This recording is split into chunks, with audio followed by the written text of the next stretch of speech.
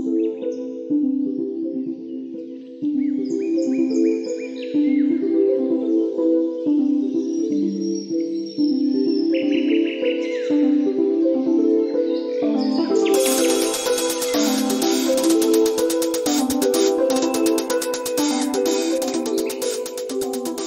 and welcome to the White Witch podcast with me, Carly. On today's episode, we have a Literary Witches Coven Special. As for September, we are kicking off with the book Intuitive Witchcraft, How to Use Intuition to Elevate Your Craft, written by Astrea Taylor. I had the pleasure of interviewing Astrea recently. She is an absolute diamond. So the Literary Witches Coven will be reading her book throughout the month of September. If you are interested in getting involved, there's still time. Please jump on over to my Facebook page, The White Witch Company, and ask to join the Literary Witches Coven group that's on there. Here we can all discuss the books we read and interact with one another. On September 30th at 7 p.m. UTC, or is it Greenwich Meridian time, we have a Zoom call scheduled if you want to get involved with that. We can all get together and discuss the book and have a general witchy catch up. Details will, of course, be on the group app for you to see. I haven't read Intuitive Witchcraft, so I'll be enjoying it at the same time as you all.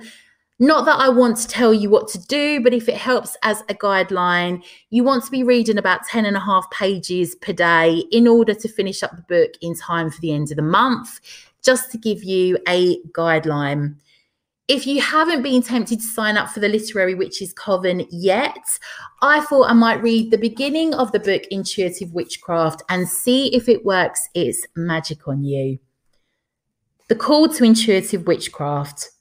From deep within the wild woods comes a call. The voice is mysterious but somehow familiar.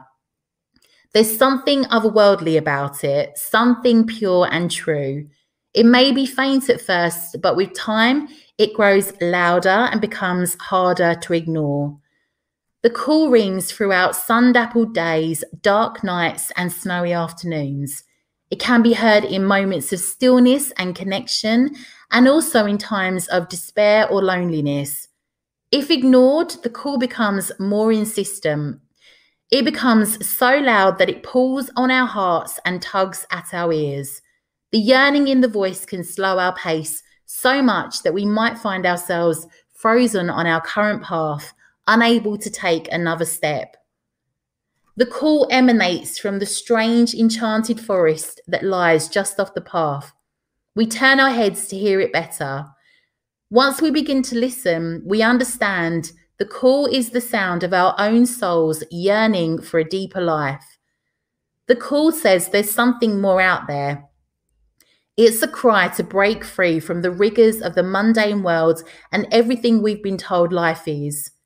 The call speaks to us about exploring the mysteries and what we could become if only we'd listen to the wisdom deep within ourselves. Deep in our bones, we know this is true. We know we need to experience something greater than our present situations. More than anything, we need a magical life that can truly be called our own. Join me now in my interview with Astrea.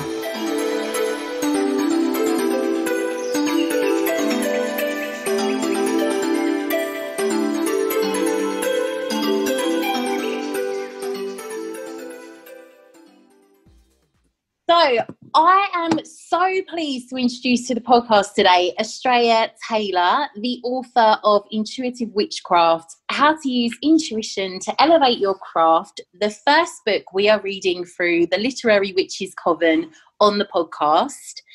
So Astrea has published not only Intuitive Witchcraft, but also 2 fiction books. She also has another book called Air Magic coming out in April 2021.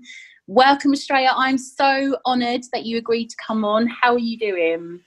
I am so well. Thank you so much for having me. What an honour. Thank you so much. No, we're honoured. Thank you. I feel really cheeky because I've invited you onto the show before I've read your book because, of course, me and everyone in the Literary Witches Coven will all be reading this together. I have had a really good look into the contents, had a flick through though. I'm so excited to read it. Can you tell us all about what Intuitive Witchcraft is about? Yeah, sure. And I feel like my book, Intuitive Witchcraft, came about because I just used my intuition whenever I needed to do something. And it wasn't like this book has a lot of great material in there, but I kind of feel like you don't really need to read the book to know what it's kind of about in a way, because everyone uses their intuition in their witchcraft to some degree or another. Like, I know some people are really by the books, but other people, they kind of just go with the flow, and they go with what they feel is right. Like, they might choose one herb over another one, or not to use an herb in some kind of magic, or they might want to, feel moved to go outside, even though they have this great ritual room. Like, something in their intuition just tells them to do something. And so I've been like that for decades. And I've kind of just written down all the ways that you can use intuition in your magical practice, from the very small little things like that, all the way up to the big spells, like making your own spells, and then designing your own rituals. Because I think it's really powerful to be able to have that kind of power and to choose what feels right for you. And I think that's truly magical. Absolutely. I was going to say, like, in my little sneak peek, I have noticed there are some fantastic rituals and practices within your book. Honestly, your book seems completely packed out with some great content. And I know these are all rituals and practices that you were saying that you carried out. So what's been the most transformational for you personally? I would say that the dedication, the self-initiation ritual that I designed for myself when I was ready to level up, I just felt like I needed to do something big, something raw, wild and honest and real and spiritual. So I designed a self-initiation ritual, and I think that's what took me to the next level. My studies were great and everything, but that experience, doing that, designing it, really helped me feel like I had just such a forward momentum with all the spiritual stuff that I had going on. Mm-hmm. I mean, I wanted to also ask you, how and when did you come to the craft? Well, I have had all these feelings since I was a little kid, and I've had spiritual experiences as a little kid. And I think a lot of people have had those kinds of experiences. And I don't know if you can say that that's when I came into things, but that's definitely when my awareness of the world, the energetic and spiritual aspect of the world, came about. I had some astral projections, accidental astral projections from a young age, and it really revealed to me that there's this whole world out there that's energy and that spirits do exist. And I kind of learned also that I'm not like other people. Yeah. I don't really, everyone around me at the time seemed to like really fit into society, and there I was, I just felt things so deeply, and I really had to see that as a strength and take it into my own power, and decide that I did have the power to feel what was right and what was wrong, what was good and what was bad for me, and to trust that more than I trusted this weird society or what somebody else thought I should do. So that was a huge growing point for me as well. But as far as a formal kind of witchcraft practice, when I was a teenager, I went to an herb shop, and we had little holiday celebrations in the basement, and it was so fun. So I would say I've been doing this for decades now, and it's been so great. And I've learned with every tradition that I've butterfly flirted with, it's I love learning about them. I'm just not a traditional kind of person, and I think traditions are great for people who want to learn that path or learn about things in general. They have so much information, but I've never been that kind of a person, I guess. So I decided to make my own, and it's worked out great. Absolutely love that. I completely resound with you on, didn't have the same level of experiences, but as a kid, just, feeling a bit different, and it's starting to come into your awareness from then on. So I definitely resound with that. Absolutely. Mm-hmm. Coming back to your book, I'm really looking forward to reading the section in your book on working with the gods. We've covered a lot on the show in relation to deities. Do you mind me asking what particular deities you work with and, how you like to work with them? Sure, I don't mind talking about that. One of my main deities is Athena, and she's a Greek goddess. Mm-hmm, yeah. But she, if you're writing a book, she's a great deity to work with. Right. Okay. That's good to know. She's the goddess of craft and intelligence and wisdom. There's also a deeply spiritual nature to her. There are some stories about her and Medusa that break my heart, and I'm actually looking into seeing if that's actually, a historical reference to a culture that may have been assimilated. The Greeks were colonialists, and they often used myth to incorporate other cultures into their culture. And sometimes there was like a domination story. So I think that's what happened.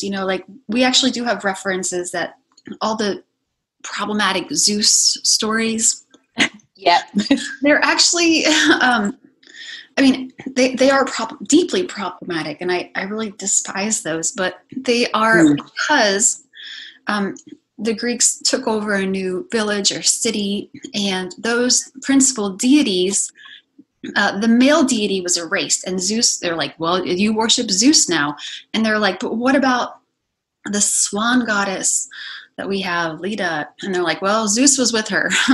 And so to the degree that these cities rebelled or complied, I think was the story that the Greeks told about them. So I'm thinking it's the same way with Medusa, because really Medusa was a disciple of Athena. Yeah. So I think, there's a lot of beautiful stuff about the gods if you look into it, if you look into history and the present day, and, kind of put things into context.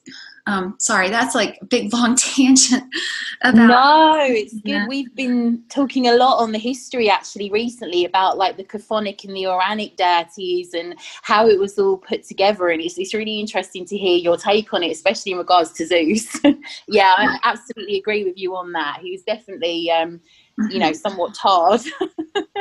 Well, and I can let you in on a little secret. Please do.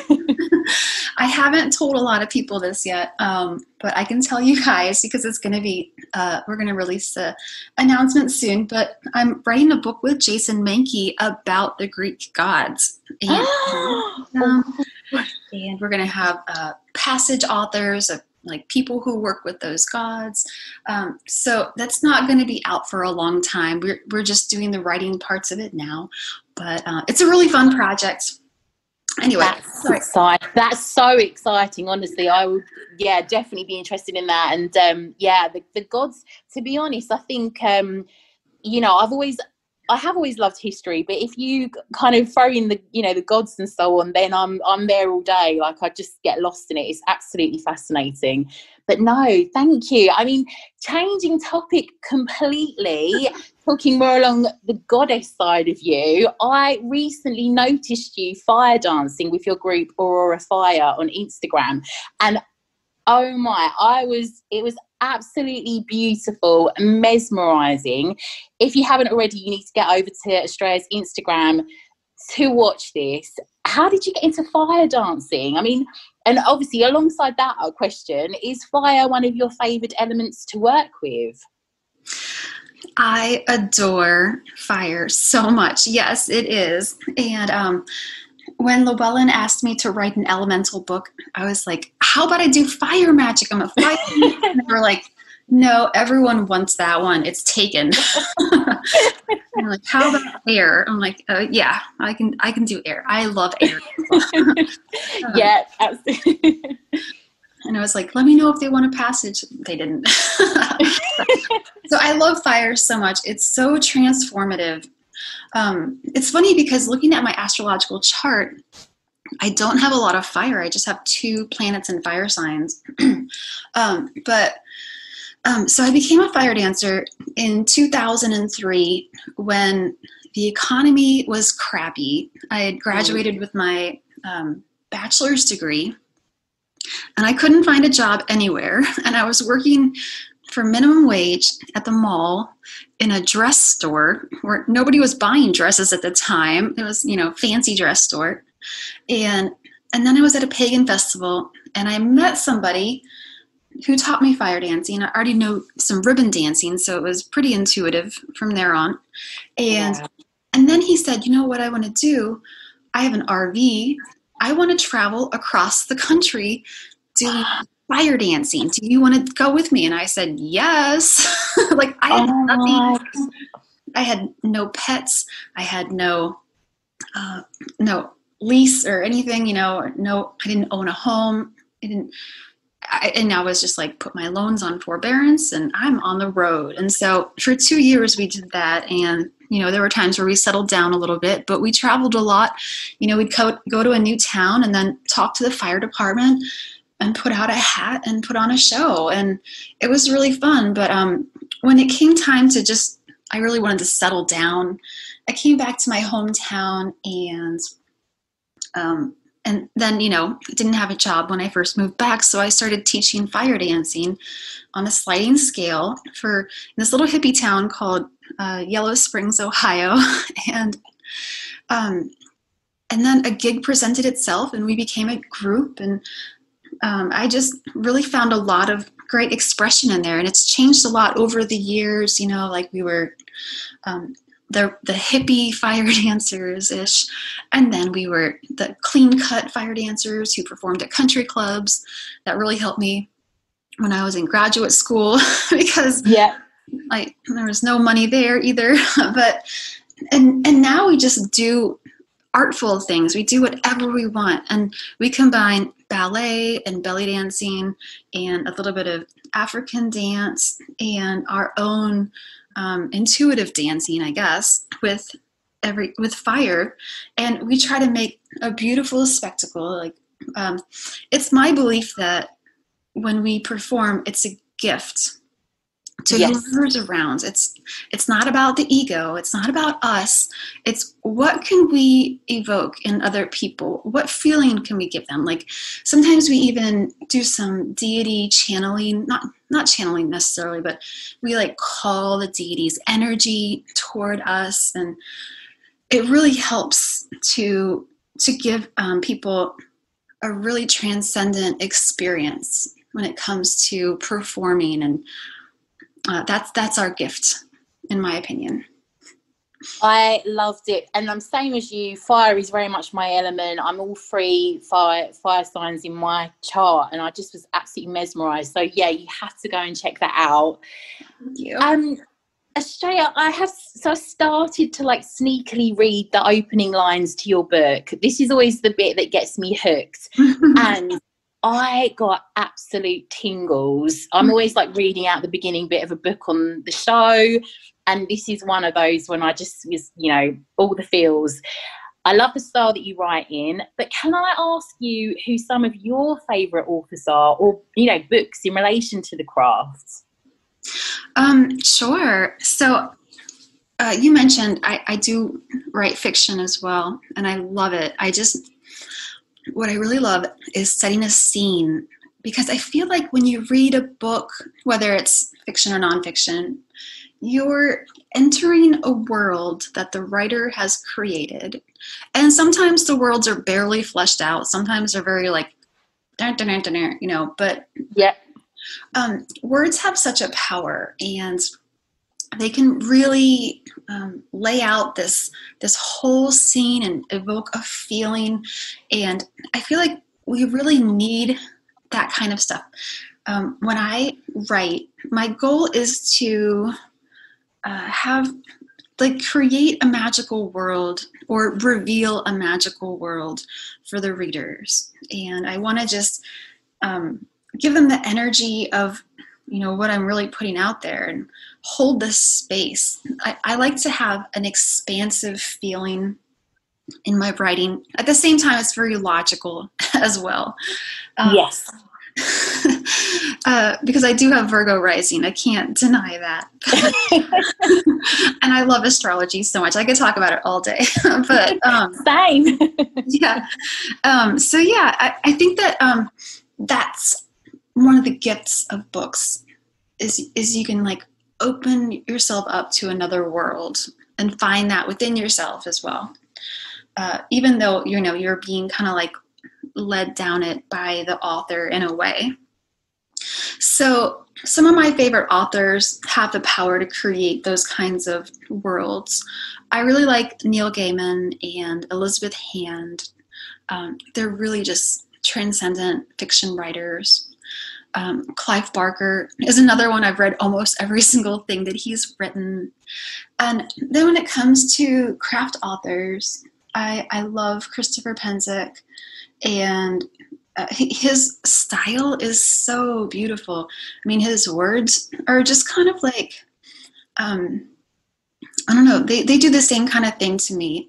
Of course, Lisa Marie Basile, her books are like reading a deep, rich, magnificent poetry, but it's also craft-oriented.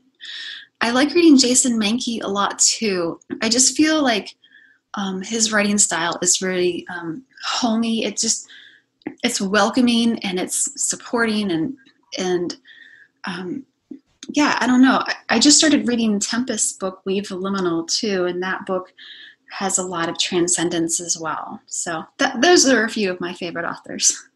I have just bought that book, actually, the Tempest book, Weave the Liminal, and I'm so excited to read it. It's really strange that you say that, but I think I mean, all of those, there's a few authors in there that I definitely need to take a look at. And it's really interesting, I think. I'm always sort of saying on the show that I love to know what influences other, you know, witches that are authors in terms of what they read and, you know, music they listen to. And that leads me to my last question, actually. So on the show, we recently reviewed Nigel Lightfoot's book, who's also on Llewellyn. She's published through Llewellyn, the book Good Juju.